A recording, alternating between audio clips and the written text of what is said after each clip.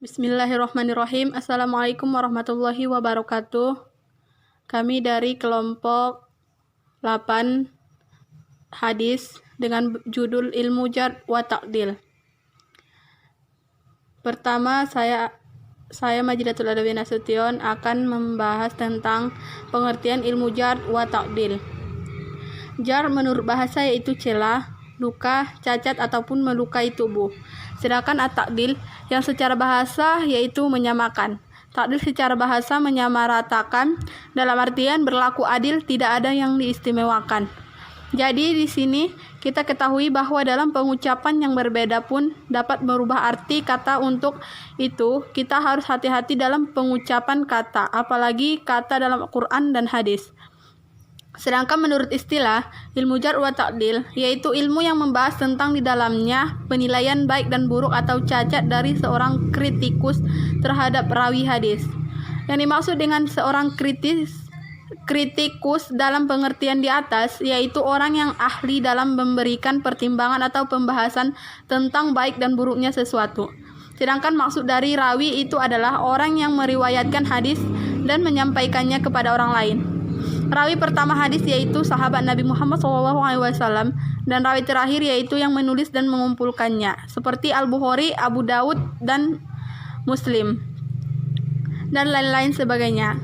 Lebih jelasnya, ilmu pengetahuan yang membahas tentang kritikan adanya aib atau memberikan pujian adil kepada seorang rawi disebut dengan ilmu jar wa al-ta'dil. Seperti Dr. Ajaz Khatib mendefinisikan sebagai berikut, yang artinya ialah suatu ilmu yang membahas hal ihwal para rawi dari segi diterima atau ditolaknya periwayatnya. Ulama lain mendefinisikan al-jar wa ta'dil dengan yang artinya ilmu yang membahas tentang para perawi hadis dari segi yang dapat menunjukkan keadaan mereka, baik yang dapat mencacatkan atau membersihkan mereka dengan ungkapan atau lafaz tertentu. Dari definisi di atas dapat disimpulkan bahwa ilmu al-jar wa ta'dil adalah ilmu yang menerangkan tentang cacat-cacat yang dihadapkan kepada para perawi dan tentang pentakdilannya atau memandang lurus perangai para perawi dengan memakai kata-kata yang khusus dan untuk menerima atau menolak riwayat mereka. Para ulama menganjurkan untuk melakukan jar dan ta'dil dan tidak menganggap hal itu sebagai perbuatan ghibah yang terlarang. Di antaranya berdasarkan dalil-dalil berikut. Sabda Rasulullah SAW kepada seorang laki-laki, yang artinya, dan itu seburuk-buruk saudara di tengah-tengah keluarganya, atau hadis riwayat Bukhari. Sabda Rasulullah SAW kepada Fatimah binti Qais yang menanyakan tentang Muawiyah bin Abi Sufyan dan Abu Jah yang tengah melamarnya. Adapun Abu Jaham, dia tidak pernah meletakkan tongkat dan pundaknya atau suka memukul. Sedangkan Muawiyah seorang yang miskin tidak mempunyai harta. Hadis riwayat Muslim. Dua hadis di atas merupakan dalil azhar dan dalam rangkaian nasihat dan kemaslahatan. Adapun at-ta'dil salah satunya berdasarkan hadis Rasulullah SAW bersabda, yang artinya sebaik-baik hamba Allah adalah Khalid bin Walid, salah satu pedang di antara pedang-pedang Allah. Hadis riwayat Ahmad dan Tirmizi dari Abu Hurairah radhiyallahu anhu. Oleh karena itu, para ulama membolehkan al-jar wa ta'dil untuk menjaga syariat agama ini, bukan untuk mencela manusia. Dan sebagaimana dibolehkan jar dalam persaksian, maka pada perawi pun juga diperbolehkan. Bahkan memperteguh dan mencari kebenaran dalam masalah agama lebih utama daripada masalah hak dan harta. Selanjutnya akan dilanjutkan oleh saudari kita Kak Nurul Delillah. Kepada kakak dipersilahkan. Assalamualaikum warahmatullahi wabarakatuh. Saya Nurul Delillah Rahab di sini akan menjelaskan mengenai urgensi ilmu jar wa ta'dil. Baiklah, langsung saja mengenai urgensi ilmu jar wa ta'dil ini akan saya jelaskan.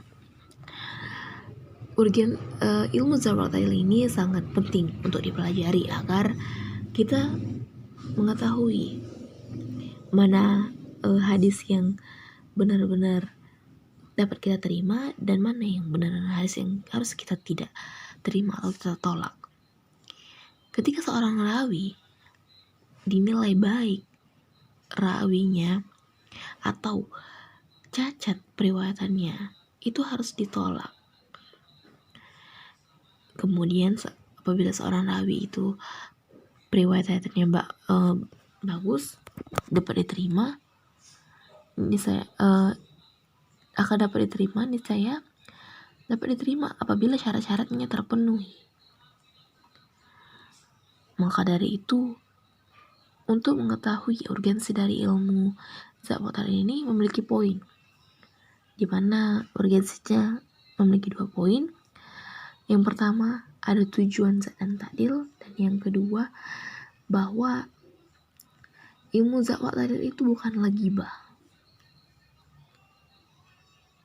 Baiklah, langsung saja mengenai tujuan zat dan ta'dil itu akan saya jelaskan. Dalam ilmu rijal al-hadis, ilmu zat wa ta'dil merupakan salah satu cabang dari ilmu tersebut yang paling penting, dikarenakan mana periwayatan hadis yang dapat diterima dan mana yang harus ditolak untuk mengetahuinya. Tentu saja menjadi salah satu jalan untuk menjaga keautentikan hadis Nabi Muhammad SAW. Lalu salah satu cara dalam menjaga keautentikan hadis Nabi Muhammad SAW yaitu dengan menjaga sumbernya tetap aman dan terhindar dari ketidakpercayaan yang timbul dari kedustaan. Sanad yang kita tahu berdasarkan catatan para periwayat hadis, yang dimana tentunya menjadi sumber hadis tersebut harus memiliki kredibilitas diri untuk memiliki tingkat intelektual yang terpercaya. Dalam hal ini, ilmu zat wa ta'dil mempunyai peran penting karena dapat mengetahui membedakan mana periwayat hadis yang terpercaya dan tidak. Haruslah dibedah profilnya dan tentu akan menggunakan ilmu zat wa ta'dil. Selanjutnya mengenai zat ta'dil tersebut bukanlah ghibah. Zat wa ta'dil bisa dikatakan sebagai celaan dan pujian, di mana objek kajian wa ta'dil tersebut periwayat hadis, yang dimana tentu merupakan seorang ulama yang tidak sedikit ataupun menganggap zat itu mencari umum atau mengungkap dan menceritakan kekurangan atau kejelekan para periwayat hadis. Kegiatan zat wa ta'dil ini bukanlah bagian dari ghibah dan dibolehkan sebab bertujuan untuk menjaga syariat Islam serta menjaga terjadinya kekeliruan dan kedustaan dalam hadis Nabi Muhammad SAW, di mana para ulama menganjurkan untuk melakukan zat dan ta'dil, tidak menganggap hal itu sebagai perbuatan ghibah atau yang terlarang. Di antaranya beberapa dalil-dalil yang akan saya bacakan. Rasulullah SAW kepada seorang laki-laki, dan itu seburuk-buruk saudara di tengah-tengah keluarganya. Hadis riwayat Bukhari. Lalu sabda Rasulullah SAW kepada Fatimah binti Qais yang menanyakan tentang Muawiyah bin Abi Sufyan dan Abu Zam yang tengah melamarnya. Adapun Abu Jam, dia tidak pernah meletakkan tongkat dari pundaknya atau suka memukul. Sedangkan Muawiyah seorang yang miskin, tidak mempunyai harta. Hadis riwayat Muslim. Dari 2 hadis yang saya jelaskan tadi merupakan dalil dari al-za, di mana nasihat dan kemaslahatannya diperbolehkan. Maksud saya dalil al-za tadi berisikan rangkaian nasihat dan kemaslahatan. Para ulama memperbolehkan za dan ta'dil untuk menjaga syariat atau agama, bukan untuk mencela manusia. Dan sebagaimana dibolehkan za dalam perselisihan, maka pada perawi pun juga diperbolehkan bahkan untuk mencari kebenaran dalam masalah agama, lebih utama daripada masalah hak dan harta. Dengan demikian kita mengetahui bahwa ilmu azza wa ta'dil tersebut merupakan bagaimana kualitas dan riwayat serta nilai hadisnya. Ilmu azza wa ta'dil ini merupakan pembelajaran yang penting untuk menetapkan apakah periwayatan yang seorang rawi itu dapat diterima atau harus ditolak sama sekali. Apabila seorang rawi dipuji, maka sebagai orang yang adil niscaya periwayatannya dapat diterima selama syarat-syarat yang lain terpenuhi untuk menerima hadis tersebut. Mungkin itu saja yang dapat saya sampaikan mengenai urgensi ilmu azza wa ta'dil. Wassalamualaikum warahmatullahi wabarakatuh. Selanjutnya akan dilanjutkan oleh saudara kita Hari Gusnirwanda. Kepada saudari dipersilahkan dengan segala hormat. C. Urgensi ilmu jarah wa ta'dil dalam studi hadis. Pada kajian studi hadis terdapat ilmu yang disebut dengan jarah wa ta'dil, yaitu ilmu yang mempelajari tentang cacat dan tidaknya seseorang yang menyampaikan hadis atau informasi dari Rasulullah sehingga dengan ilmu itu tersebut dapat diketahui sahih dan tidaknya hadis atau informasi tersebut. Urgensi mempelajari al-jarah wa al-ta'dil dalam studi hadis adalah sebagai berikut. 1. Untuk mengetahui syarat-syarat periwayat yang diterima. 2. Untuk mengetahui bagaimana metode menetapkan keadilan dan kedabitan pada periwayat. 3. Untuk mengetahui segala sesuatu yang berkaitan dengan pembahasan sanad. Mengetahui segala sesuatu yang berkaitan dengan pembahasan sanad. Inti dari urgensi tersebut ialah bahwa urgensi al-jarah wa ta'dil dalam penelitian hadis ialah untuk mengetahui kualitas suatu hadis, sahih atau tidaknya, terutama pada sanad hadis tersebut.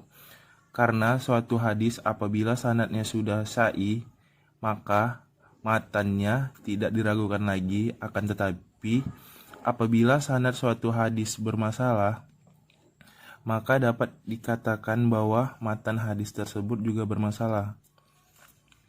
Setelah wafatnya Rasulullah SAW, kemurnian sebuah hadis perlu mendapat penelitian secara seksama karena terjadinya perkaitan di bidang politik, masalah ekonomi, dan masalah-masalah yang lainnya. Banyak mereka kaitkan dengan hadis. Al-Quran dan hadis telah memberikan gambaran yang jelas tentang jarah wa ta'dil. Adapun yang berkaitan dengan jarah, Allah Subhanahu wa Ta'ala berfirman dalam Quran surah Al-Hujarat ayat 6 yang berbunyi, "Wahai orang-orang beriman, jika seseorang yang fasik datang kepadamu membawa suatu berita, maka telitilah kebenarannya, agar kamu tidak mencelakakan suatu kaum karena kebodohan atau kecerobohan, yang akhirnya kamu menyesali perbuatan itu." Adapun yang berkaitan dengan ta'dil, firman Allah Subhanahu wa Ta'ala dalam Quran surah Al-Fat ayat 18 yang berbunyi, "Sungguh Allah telah meridhoi orang-orang mukmin ketika mereka berjanji setia kepadamu, Muhammad, di bawah pohon. Dia mengetahui apa yang ada dalam hati mereka. Lalu dia memberikan ketenangan atas mereka dan memberi balasan dengan kemenangan yang dekat." Selanjutnya akan dilanjutkan oleh teman kita Efrina Mora. Kepada Efrina Mora dipersilakan dengan segala hormat. D. Aplikasi ilmu jar wa ta'dil. 1. Aplikasi jar ta'dil menurut Muhammad Al-Ghazali. A. Biografi. Syekh Muhammad Al-Ghazali lahir tahun 1917 Masehi di Mesir. Setelah lulus di Universitas Al-Azhar, selain berdakwah juga berkecimpung di dunia pendidikan dan kebudayaan. Di Al-Azhar, beliau mengajar di Fakultas Syariah, Usuluddin, Dirasah, Al-Arabiyah wa Al-Islamiyah, dan Fakultas Tarbiyah. B. Teori kritik pemahaman hadis. Dalam melakukan kritik hadis, baik Muhammad Al-Ghazali maupun ulama kontemporer dapat diperhatikan bahwa mereka tidak lagi memperhatikan kritik sanad, melainkan menitik beratkan pada kritik matan dan kritik pemahamannya. Muhammad Al-Ghazali dalam kitabnya An-Sunnah An-Nabiyah Baina al-Fiqh wa al-Hadis cenderung pada kategori yang ketiga, yaitu memprioritaskan aplikasi jar ta'dil pada aspek matan dan pemahamannya. Aplikasi jar ta'dil menurut Ali Mustafa Yakub. A. Biografi. Prof. Dr. Ki Hajar Ali Mustafa Yakub lahir di Batang, Jawa Tengah 2 Maret 1952, meninggal di Jakarta 28 April 2016 pada umur 64 tahun, adalah seorang imam besar Masjid Istiqlal.